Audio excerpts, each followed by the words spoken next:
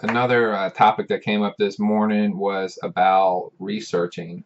And researching is a skill that I really emphasize. I emphasize three skills. One is not a skill, knowledge. That knowledge is something you want from the class. That's obvious. But what I focus on is writing skills, analytical, or how you analyze things, and then how you do your research. And one of the questions about research was, I have a video about primary being original sources, secondary being interpretations, and they both have their role in research, and both can be academic or scholarly, something that is peer reviewed, something that is of quality to support your work.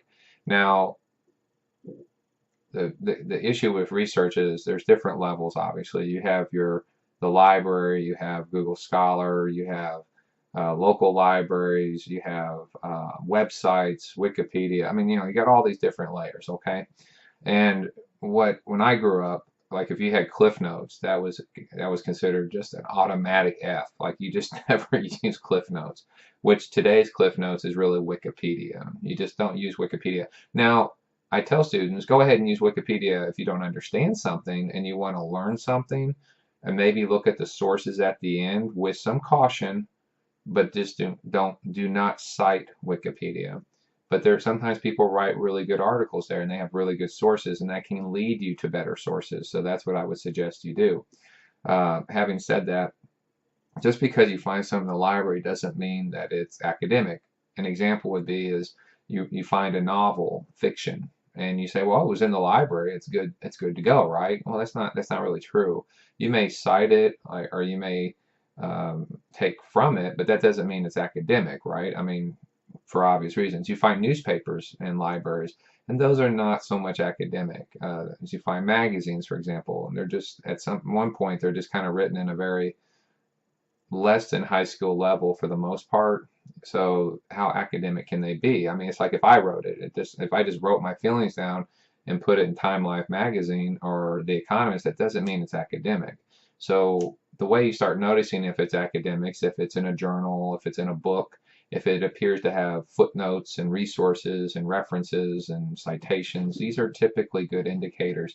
Now, there are times when you might want to use a newspaper or a current event or even a website because it might be a new technology or cutting news, or like the election we just recently had, or a new invention in business.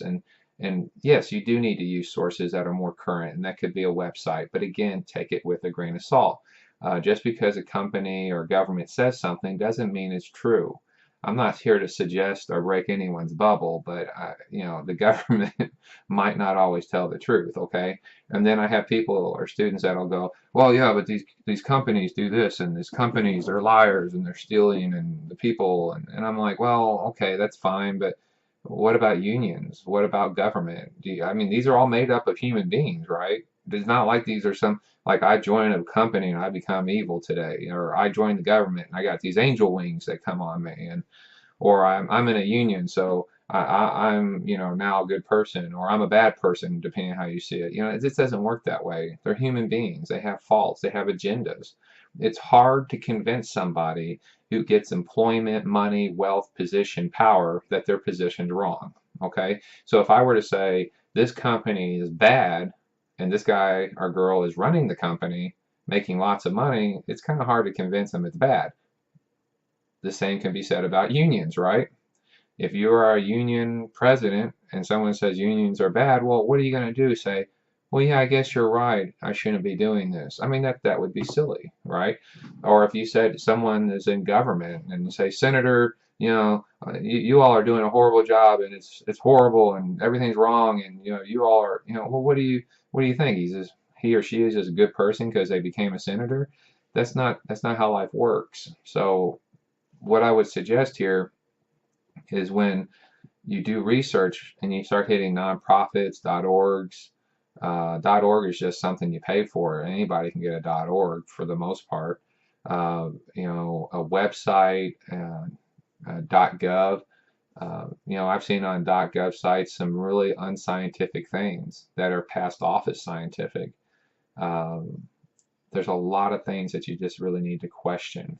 So that's one reason why when you use it in a paper, people will take time to show how you cite it and how you reference it, so professors can say, wait a second, that might not be the best source. It's maybe that's the best you could find, but just note that you might even admit that there's some limits to that source, meaning the quality, the academic quality, scholarliness of it, things like that. So researching is hard. It is something. There's when I was in school, you went to the library, pulled some books off the shelf. It took more time to find the books versus getting the stuff, and it was limited.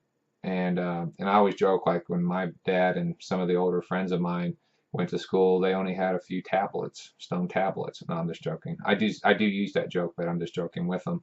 So as society grows over the decades, more and more information is there, and it's just massive amounts. So there's so much out there in the library. So now you don't have to go to the library and you don't have to go to the shelves, but you got to go through so much more.